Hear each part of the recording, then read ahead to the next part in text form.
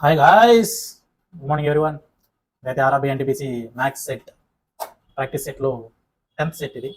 Previous ఉన్నాయి మన దాంట్లో, మన ఛానల్లో ప్లేలిస్ట్లో ఉన్నాయి, వెళ్ళి చూడండి, నచ్చితే సబ్స్క్రైబ్ చేయండి. అలాగే కాన్సెప్ట్ వైజ్ వీడియోలు కూడా స్టార్ట్ చేశాను, పర్సంటేజ్ అప్లోడ్ చేస్తున్నాను. ఫస్ట్ పార్ట్ అది చూడండి, బేసిక్స్ నుంచి. ఇది ఎక్స్ప్లెనేషన్ వీడియో, ఓకేనా? ఓకే, ఫస్ట్ క్వశ్చన్ చూద్దాం. ఫస్ట్ క్వశ్చన్ ఏంటండి? Rhombus has one of its diagonal 65% of the other.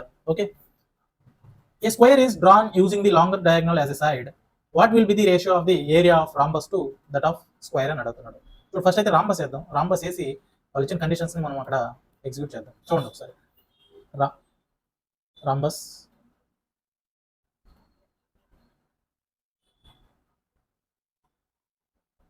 Okay, diagonals పర్పెండిక్యులర్గా intersect అవుతాయి రాంబస్లో. ఓకేనా? ఇది క్లియరా? ఇది లాంగెస్ట్ సైడ్ అన్నాడు కాబట్టి D1 అనుకున్నాం. ఇది smallest shortest side D2. Rhombus has one of it's diagonal 65% of it's other అన్నాడు. ఓకేనా? 65% ఆఫ్ అదర్ అంటే ఒక డయాగ్నల్ అంటే D1 is to D2 100 is to 65 అన్నాడు. Smallest side 65. ఓకేనా? రేషియో ఏమవుతుందండి? 20:13 అవుతుంది. ఓకేనా? సైడ్స్ 20:13 రేషియోలో ఉన్నాయి. అయితే ఈ పెద్ద డయాగ్నల్తో ఒక స్క్వేర్ అనే సైడ్ చేస్తూ ఒక స్క్వేర్ అనేది ఏర్పడింది. ఓకేనా? ఇదంతా D1, ఇదంతా D1 సైడ్ స్క్వేర్ ఏర్పడింది. ఓకేనా? D1 square. ఇప్పుడు area of the rhombus to area of the square అని అడుగుతున్నాడు. Ratio area of the rhombus to area of the square is equal to area of the rhombus వచ్చి half into product of the two diagonals divided by ఇక్కడ side square కదా. Side అంటే ఇక్కడ ఏంటండి? ఇక్కడ D1 square. D1 కదా ఇక్కడ side, కాబట్టి D1 square. Therefore half into D1 1 cancel, D2 divided by D1. D2 ఎంత అండి? 13. Therefore 2 into D1 ఎంత? 20. Therefore 13 divided by 40. Answer is 13:40 is the answer. Third option is correct answer. Okay. So next question, simplification. 25/10 ఇది అలానే ఉండిద్దాం. ఓకేనా? 25/10 minus చూడండి, 3 1s are 3 2s are, right? 2 1s are 2 2s are. అప్పుడు ఏమవుతుందండి? 2 into 5 10, 7/10, right? Plus 3 1s are 3 3s are. 14 into 3 42 divided by 10. నేను ఎందుకు 10 అని మిగిలిస్తానంటే 10 ఉంటే మనకు కొంచెం డైరెక్ట్గా పైన అడిషనల్ సబ్స్ట్రాక్షన్ చేసుకొని బై 10 వేస్తే సరిపోతుంది. అందువల్ల క్యాలిక్యులేటివ్ కాకుండా 1/5 ఇంటూ రెసిప్రోకల్ పోతుంది 25/1. 5 1s are క్యాన్సిల్ చేయకుండా 5 అలానే ఉంచి ఇంటూ 2 వేసుకోండి. ఇంటూ 2 పైన ఇంటూ 2. 25 into 2 50, 5 into 2 10. ఎందుకంటే డినామినేటర్ ఈక్వల్ చేసుకోవడం కోసం, జస్ట్ డినామినేటర్ ఈక్వల్ చేసుకోవడం కోసం బై 10 ఇంటూ 2 వేసాను, అంతే. ఇంకేం లేదు. 7/10 ప్లస్ 42/10 మైనస్ 50/10, రైట్? ఇప్పుడు చూడండి, మైనస్ ఉన్నటువంటి ఒక సైడ్, ప్లస్ ఉన్నటువంటి ఒక సైడ్ వేసుకోండి. -7 -5 minus 57/10. 25 plus 42 67 divided by 10. Therefore 67 minus 57 10 divided by 10, that is equal to 1. Fourth option is correct answer. Okay. So next question. A number is first decreased by 20% and then increased by 15%. The number so obtained is 64 less than the original number. The original number ఎంత అని అడుగుతున్నాడు. చూడండి, ఒక number 100 అనుకుందాం, 100% number అనుకుందాం. ఓకేనా? 100% number అయితే దాన్ని 20% డిక్రీజ్ అయింది. 20% డిక్రీజ్ అయితే ఎంత అయిందండి? 80% అవుతుంది. మళ్ళీ ఇందులో 15% ఇంక్రీజ్ అయింది. 15% ఇంక్రీజ్ అయింది. 10% ఎంత ఇందులో? 8% ప్లస్ 5% ఆఫ్ 80 ఏమవుతుంది? 4. Therefore మొత్తం ఎంత ఇంక్రీజ్ అవుతుందండి? 12% ఇంక్రీజ్ అవుతుంది. Therefore 92%. ఓకేనా? వాడు ఏమన్నాడు? ఆల్రెడీ ఇలా చేంజ్ అయిన నెంబర్కి, అంటే 92% ఆఫ్ ఏ నెంబర్కి 100% ఆఫ్ ఏ నెంబర్కి 64 అనేది తక్కువగా ఉంది అని అన్నాడు ఒరిజినల్ నెంబర్ కంటే. అంటే ఒరిజినల్ నెంబర్ 100%, రెడ్యూస్ అయిన నెంబర్ 92%, అంటే 64 తక్కువ ఉంది అన్నాడు. అంటే గ్యాప్ ఎంత అన్నారు రెండింటికి? 8%. 8% ఈజ్ ఈక్వల్ టు 64 నెంబర్. అయితే మనకు ఒరిజినల్ నెంబర్ కావాలి కదా, అంటే ఫస్ట్ 1% అనుకుందాం. 1% is equal to 64 divided by 8. 100% కావాలి కాబట్టి ఇంటూ 100 వేద్దాం. 100% is equal to 64 divided by 8 into 100. 8 1s are 8 8s are 8 into 100. 800 is the number, original number. Okay, right? Okay, friends, next question. Ram Kumar bought two LED TV sets for 41,000. Okay na? అంటే 41,000కి 2 టీవీలు కొన్నాడు. By selling one at profit 20% and other at loss of 15%, he found that the selling price of both the TVs are the same. Find his overall gain or loss percentage అని అడిగాడు. ఓకేనా? చూడండి, 2 టీవీలు అయితే కొన్నాడు 41,000కి. క్లియరా? ఒకటి 20% ప్రాఫిట్ కమ్మాడు, ఇంకోటి 15% లాస్ కమ్మాడు. ఆ అమ్మిన తర్వాత వాడు కనుక్కునింది ఏందయ్యా అని అంటే 2 సెల్లింగ్ ప్రైజులు సేమ్ అని కనుక్కున్నాడు అనమాట. 2 సెల్లింగ్ ప్రైజులు సేమ్ అని అనుకున్నాడు. అయితే అతనికి లాస్ వచ్చిందా ప్రాఫిట్ వచ్చిందా అనేది క్వశ్చన్ ఇక్కడ. చూడండి, ఫస్ట్ నేను TV1 TV2 ఓకేనా, TV1 TV2 cost price selling price రైటా. ఫస్ట్ వచ్చి ప్రాఫిట్ అన్నాడు కాబట్టి 20%, రేషియో ఏమవుతుంది 5:6. సెకండ్ 15% లాస్ అన్నాడు కాబట్టి ఏమవుతుంది 20:17.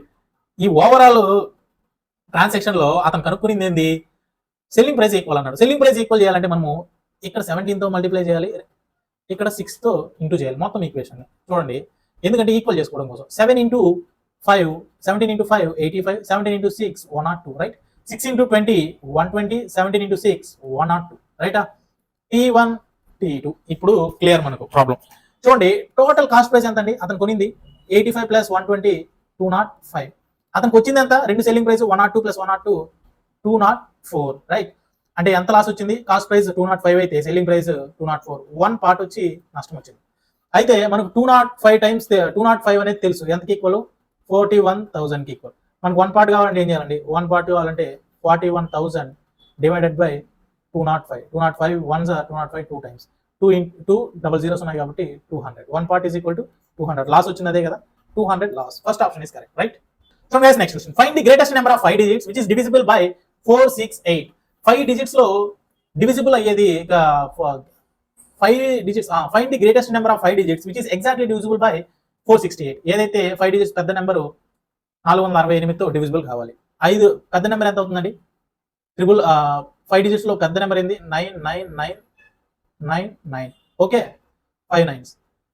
ఏదైతే మనకు రిమైండర్ వస్తుందో దాన్ని ఈ 5 nines లో నుంచి తీసేస్తే వచ్చేదే మనకు ఆన్సర్. చూడండి, 468 2 times ఎంత అవుతుంది, 920 936 రైట్, 936 రైటా.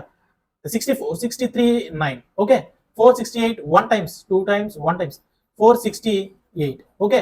ఇప్పుడు ఎంత ఉంది 22 plus 139 161 రిమైనింగ్ 9.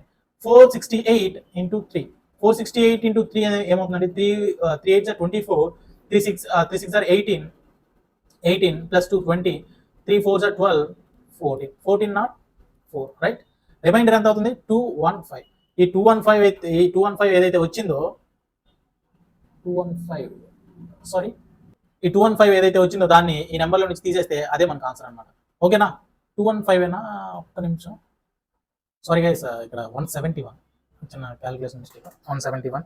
ఇప్పుడు ఓవరాల్గా ఇక్కడ మనకు 315 వస్తుంది. ఓకేనా, 315 వస్తే 315 మనం ఇందులో నుంచి తీసేస్తే ఏమొస్తుందంటే 99,684 ఓకేనా. ఇందులో ఈ నెంబర్లో నుంచి 315 తీసేయాలి. ఓకేనా, 99,684 last option is correct. Sorry calculation mistake. ఈ క్వశ్చన్ చూడండి friends, concept question. 24 mango trees, 56 apple trees and 72 orange trees have to be planted in rows. Okay, rows లో అరేంజ్ చేయాలి వీటిని, such that each row contains the same number of trees of one variety only. చూడండి, ప్రతి రోలో కూడా same mango trees ఉండాలి. Same mango trees ఉండాలి అని అంటే ప్రతి వెరైటీలో ఈక్వల్ నెంబర్ ఆఫ్ ట్రీస్ ఉండాలి ప్రతి రోలో. ఓకేనా, for suppose mango tree first రోలో 3 మ్యాంగోస్ ఉన్నాయంటే సెకండ్ రోలో కూడా 3 మ్యాంగోస్ ఉండాలి. ఆ విధంగా ఉండాలన్నమాట. అలా అరేంజ్ చేయాలి. Find the minimum number of rows in which the above mention trees may be planted. Minimum number of rose లో మనం అడ్జస్ట్ చేయాలి అని అంటే ఒక రోలో ఎక్కువ ఉండాలి కదా, ఒక రోలో ఎక్కువ ట్రీస్ ఉండాలి కదా. తక్కువ ట్రీస్ ఉన్నాయి అనుకోండి, ఎక్కువ రోస్ అవుతున్నాయి, అవునా కదా. ఫర్ సపోజ్ చూడండి, మీకు చిన్న ఎగ్జాంపుల్ చెప్తాను. ఒక రోలో 5 ట్రీస్ ఉన్నాయి. ఓకేనా, 30 ట్రీస్ నేను అరేంజ్ చేయాలి. ఒక రోలో 5 ట్రీస్ ఉన్నాయి. అలాంటప్పుడు ఒక రోలో 5 ట్రీస్ ఉంటే ఎన్ని రోస్ అవుతాయండి, 6 రోస్ అవుతాయి కదా, 6 రోస్ అవుతాయి. అలాగే నేను ఒక రోలో 6 రోస్ పెట్టానంటే లేదా 10 రోస్ పెట్టానంటే 10 ట్రీస్ పెట్టానంటే నాకు ఎన్ని రోస్ అవుతాయి, 3 రోస్ అవుతాయి. ఇక్కడ కండిషన్ ఏం అడిగాడు, మినిమం రోస్ అని అడిగాడు. మినిమం రోస్ అని అడిగాడు కాబట్టి మనం maximum number of trees arrange చేయడానికి ట్రై చేయాలన్నమాట. Maximum number of trees arrange చేయాలంటే మనం ఏం చేయాలి, ఏం అవసరం లేదు, హెచ్సిఎఫ్ చేస్తే సరిపోతుంది. హెచ్సిఎఫ్ చేసి టోటల్ ఎన్ని ట్రీస్ ఉన్నాయో దాన్ని డివైడెడ్ చేస్తే మనకి మినిమం నెంబర్ ఆఫ్ రోస్ వస్తాయి. చూడండి, హెచ్సిఎఫ్ ఆఫ్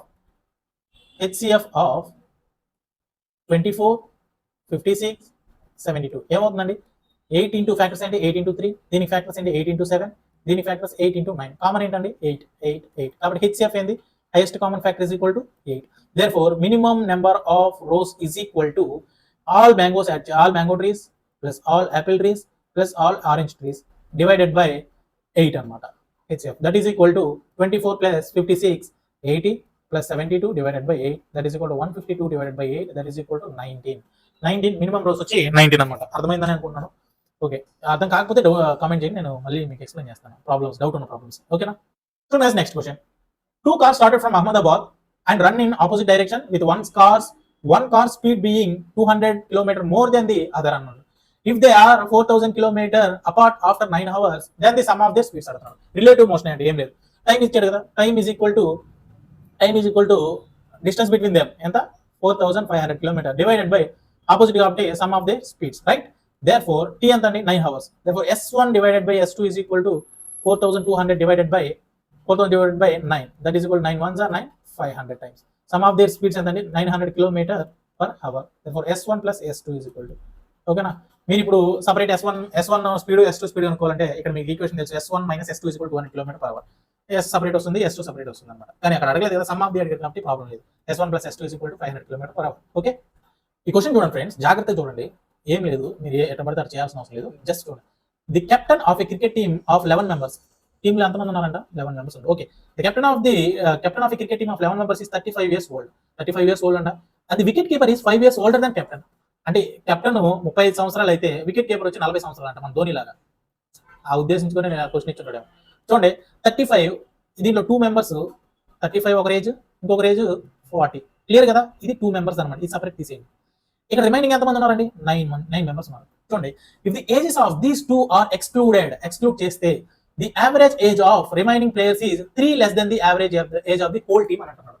వాళ్ళ ఏజ్ గానీ ఎక్స్క్లూడ్ చేస్తే, అంటే 35 plus 14 గానీ మనం ఎక్స్క్లూడ్ చేస్తే యావరేజ్ ఏజ్ అనేది ప్రతి ఒక్కరి యావరేజ్ ఏజ్ 3 years తగ్గుతుందనంట. ఓకేనా? What is the average age of the whole team అని అడిగాడు. చూడండి, వీళ్ళు ఇద్దరు ఏజ్ యాడ్ చేస్తే 75. ఇది పక్కన పెట్టుకో, ఇది గుర్తుపెట్టుకున్న తర్వాత మాట్లాడదాం. చూడండి, 9 into 3 ఎందుకు వేస్తున్నానంటే ఎంత ఏజ్ తగ్గింది కదా. 9 into 3 25 years తగ్గింది అనమాట అందరిలో 9 members. ఆ 27 years ఎందుకు తగ్గిందండి? ఈ 75 వాళ్ళు అనే వాళ్ళు బయటకు వెళ్ళారు కాబట్టి 27 years అనేది తగ్గింది. 75 అనే వాళ్ళు బయటకు వెళ్ళారు కాబట్టి 27 అనేది తగ్గితే మనం ఈక్వల్ చేసుకోవాలంటే చూడండి, యావరేజ్ గా రప్పించుకోవాలంటే ఈ 75 లో నుంచి 27 నుంచి తీసేయాలండి. తీసేస్తే ఎంత వస్తుంది? 48. యాక్చువల్ గా ఉండాల్సిన ఏజ్ ఇది, కానీ ఎక్స్ట్రా మన వాళ్ళు పెద్దవాళ్ళు కాబట్టి వాళ్ళకి 27 ఎక్స్ట్రా ఉంది. ఆ 27 మనం తీసేసాం బయటికి. ఓకేనా? తీసేసాం. ఇప్పుడు ఎంతమంది ఉన్నారు? ఇద్దరే కదా, బై 2. అప్పుడు యావరేజ్ ఎంత అవుతుంది? 24 years is the average age. ఓకేనా? జస్ట్ కాన్సెప్ట్ ఏ విధంగా మీరు ఎక్సెల్ పెట్టుకొని వైల్ పెట్టుకొని చేయాల్సిన అవసరం లేదు. జస్ట్ మీరు కాన్సెప్ట్ ఫాలో అయితే ఈజీగా మనకు ఆన్సర్స్ వస్తాయి. ఓకేనా? ఎక్సెల్ పెట్టుకొని వైల్ పెట్టుకొని చేయాల్సిన అవసరం అంతకంటే లేదు. చేస్తే కాంప్లికేట్ అవ్వడం తప్పితే ఇంకేమీ లేదు. ఓకేనా? చూడండి నెక్స్ట్ క్వశ్చన్. చూడండి ఫ్రెండ్స్, ఈ విధంగా ఇస్తే find the rate of interest of sum that becomes 14641 divided by 10,000 times of itself in 4 years compound annually. ఈ విధంగా ఇస్తే నేను మీకు ఒకటి చెప్పాను. ఏం చెప్పానంటే principal plus interest divided by principal whole power 1/n ఉంటుంది అని చెప్పాను. ఏంది ఇది? Rate of interest. ఓకేనా? రేట్ ఆఫ్ ఇంట్రెస్ట్ అంటే ఇంట్రెస్ట్ యొక్క పర్సెంటేజ్ కనుక్కోవడానికి ఇది formula. n is equal to number of years అని చెప్పాను. కాంపౌండ్ యాన్యువల్ అన్నప్పుడు నెంబర్ ఆఫ్ ఇయర్స్ అని చెప్పాను. therefore ప్రిన్సిపల్ అవన్నీ మనకి ఇచ్చారు కాబట్టి చూడండి, రేట్ ఆఫ్ ఇంట్రెస్ట్ ఎలా కావాలి. రేట్ ఆఫ్ ఇంట్రెస్ట్ ఇప్పుడు ప్రిన్సిపల్ ప్లస్ ఇంట్రెస్ట్ కలిపి కదా టైమ్స్ అన్నాడు. 14641 డివైడెడ్ బై 10,000 బై 1/4, రైటా? ఇది ఏం లేదండి, ఇది 11 power 4. ఇది 11 power 4 divided by 10 power 4 whole power 1/4. 4 cancel. 11 divided by 10 rate of interest. Rate of interest ఇప్పుడు మనం అనుకోవాలి. R is equal to principal 10, amount 11 minus 10 1. Therefore rate of interest is equal to 1/10 into 100. Therefore r is equal to 10%. r is equal to 10%. ఓకేనా? ఈ విధంగా ఇచ్చినప్పుడు ఇలానే చేయండి, వేరేలాగా చేయొద్దు, ఎందుకంటే కాంప్లికేట్ అవుతుంది కాబట్టి. ఓకేనా? So next question. Find the sum of the numbers between 400 and 500 such that when 8, 12 and 16 divide them, it leaves the remainder 5 in each case. Every case of 5. First of all, ఈ divisibility ఏవైతే 8, 12, 16 combined number ఏదైతే ఉందో అది 400కి 500కి మధ్యలో ఎన్ని ఉన్నాయో చూడాలి first మనం. అది దానికి ప్లస్ 5 యాడ్ చేసుకుంటే సరిపోతుంది. చూడండి, 8, 12, 16 ఎల్సిఎం ఏంటంటే 4, 2, 3, 4, రైట్? 2, 1, 3, 2, 3 2 6, 6 2 12, 12 2 48. 48 అనేది కామన్ డివైడర్ అనమాట. ఇప్పుడు 48 అనేది 400కి 500కి మధ్యలో ఎన్నిసార్లు పోతుంది? 4 ఇంటూ 48 ఇంటూ 9 ఏమవుతుందండి 432 ఒకసారి పోతుంది. ప్లస్ 5 యాడ్ చేయాలి. చూడండి, leaves the remainder every case plus 5 కాబట్టి ప్లస్ 5 యాడ్ చేయాలి. సెకండ్ కేసు ఏంటండి, ఇది 1. సెకండ్ కేసు ఏంది 480 ప్లస్ 5, రైట్? ఇది సెకండ్ కేసు. ఇప్పుడు ఈ రెండు యాడ్ చేస్తే వచ్చేదే మనకు 10, 5 plus 5 10, 432 plus 480 9 12, therefore 912 plus 910 912 plus 10 922 is the correct answer. Okay, so next question. 17 minus 9 ones are 9, 0.6 times 4 into 0.6 ఎంత అండి 2.4 plus 6 into 1.9 6 into 1.9 ఏమవుతుంది 5.4 11.4, therefore 17 plus 11.4 28.4 minus 2.4, that is equal to 26 is the answer, right? 26 is the right answer. So guys, next question. By selling a car 1,20,000, David makes profit of 120%. What will be the selling price of the car if he sells at 30% profit అని అడుగుతున్నారు. ఏం లేదు, 120% కమ్మితే అతనికి 120% అంటే 20% profit వస్తే అతను ఎంత కమ్మాడు 1,20,000 కమ్మాడు. ఓకేనా? మనకి ఇప్పుడు 30% ప్రాఫిట్ అన్నాడు కాబట్టి 130% కావాలి, అంతే, ఇంకేం లేదు. అప్పుడు 1% ఎంతండి 1% 1,20,000 divided by 120, right? 121 times 120 1 times 1000 times, okay, 1000 times. Therefore 130% is equal to 130 into 1000, therefore 1,30,000 is the answer. The second option is correct. Okay, so guys, ఇది ఆల్జిబ్రా లో చాలా ఫేమస్ క్వశ్చన్, ఇది ఎస్ఎస్సి లో వస్తుంది, దీనిలో కంపల్సరీ వస్తుంది. చూడండి, ఫార్ములా రాస్తుంది. First a cube plus b cube plus c cube plus 3abc is equal to a plus b plus c. చూడండి జాగ్రత్త చూడండి, a square plus b square plus c square minus ab plus bc plus ca. Okay, next formula చూడండి, a plus b plus c into a plus b plus c whole square minus 3 into ab plus bc plus ca, right? Next formula, a plus b plus c divided by 2 into a minus b whole square plus b minus c whole square plus c minus a whole square. ఈ 3 formulas ఉన్నాయండి. ఓకేనా? మీకు concept చెప్పినప్పుడు ఈ formulas ఎలా వచ్చాయో కూడా చెప్తాను. అయితే 3 ఫార్ములాస్ ఉన్నాయి. మనకి ఇచ్చిన డేటాను బట్టి మనం ఏ ఫార్ములా యూజ్ చేస్తే మనకు ఆన్సర్ వస్తుందో మీరే చూడండి. సెకండ్ ఫార్ములా యూజ్ చేస్తే మనకి ఇచ్చిన డేటా బట్టి ఆన్సర్ వచ్చేస్తుంది డైరెక్ట్. చూడండి, a cube plus b cube plus c cube plus 3 into abc ఎంత అండి 15. Okay, 3 into abc 15, that is equal to a plus b plus c ఎంత a plus b plus c 14 into a plus b plus c whole square, 14 square అంటే 196 minus 3 into ఏం లేదు, నేను substitute చేస్తున్నాను, అంతకుమించి ఏం చేయలేదు. మీరు చూడండి, జాగ్రత్త చూడండి, అర్థమవుతుంది. ab plus bc plus ca 47, right? Calculate చేసుకున్నాం.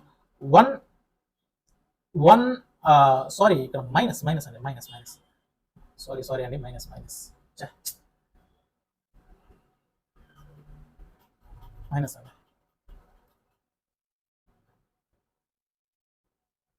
Minus. Okay, minus 14 into 196 minus 141 ఏమవుతుంది ఇక్కడ 55. therefore 55 ఇది యువతలకు తీసుకోవాలి, రైట్ సైడ్ తీసుకుందాం. అప్పుడు 3 ఇంటూ 45 3 ఇంటూ 15 45.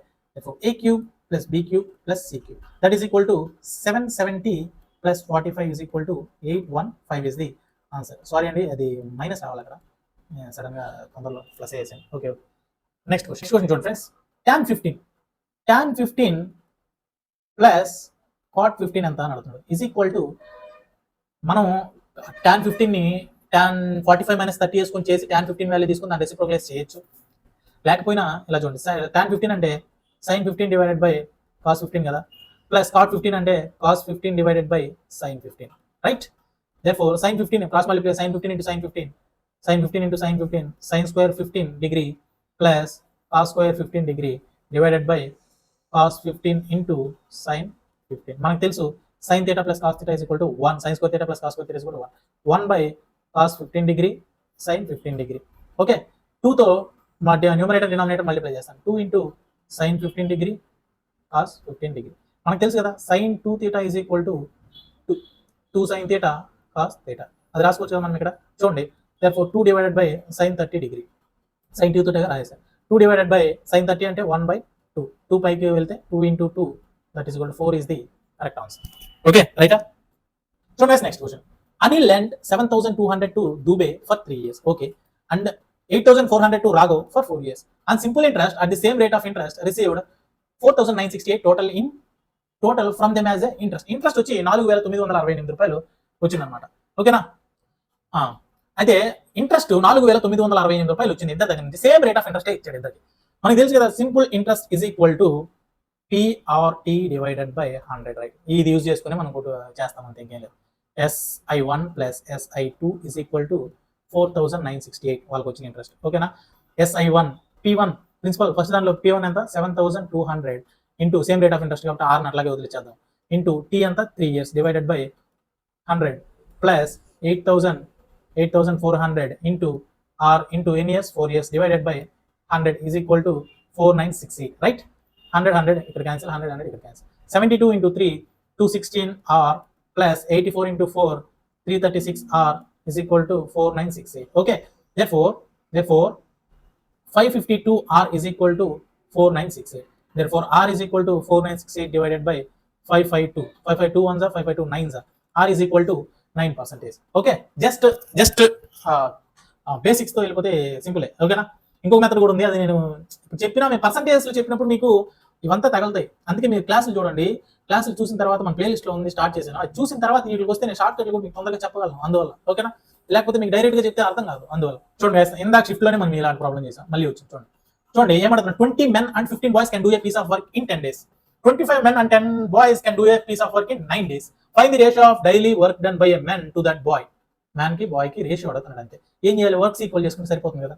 చూడండి 20 men plus 15 boys into 10 is equal to 10 boys plus 25 men into 9 days. Okay, చూడండి 10 into 20 200 men plus 10 into 15 150 boys is equal to 90 boys plus 225 men, right. men ని left side తీసుకుందాం, 25 men, boys ని right side తీసుకుందాం, 60 boy. Therefore, men is to boy is equal to 60 is to 25, that is equal to 12 is to 5. Therefore, men is to boy ratio 12 is to 5 is the answer. Okay, అక్కడ అడిగింది men to boy, boy to men అనేది మనం చూసుకోవాలి, లేకపోతే కొన్నిసార్లు తొందరలో తప్పులు పెట్టే అవకాశాలు ఉంటాయి. చూసుకోండి, ఓకేనా. చేసినంత మాత్రం సరిపోదు, చూసుకొని పెట్టాలి.